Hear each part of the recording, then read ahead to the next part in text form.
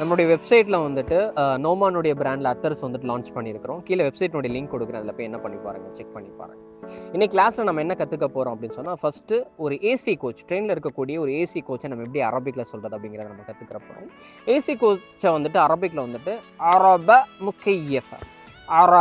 முக்கையஃபா அப்படின்னு சொல்லிட்டு என்ன பண்ணுவாங்க, புழங்குவாங்க.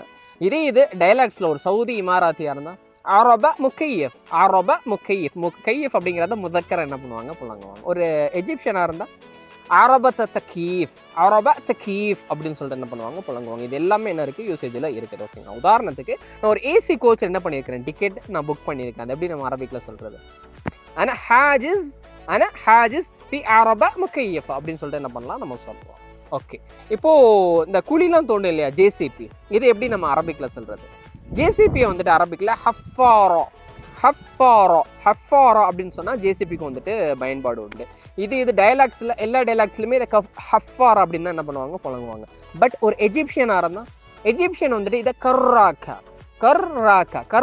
ஹஃபாரா ரெண்டுமே இருக்குது, புழக்கத்தில் இருக்குது. உதாரணத்துக்கு ஜாஉ அல் ஹஃபாரா லில் ஹஃபர், அவங்க வந்துட்டு என்ன பண்ணாங்க, ஜேசிபி கொண்டு வந்தாங்க குழி தோன்றதற்காக அப்படிங்கிற மாதிரியான ஒரு அர்த்தத்தில் இந்த ஒரு ஸ்டேட்மெண்ட்.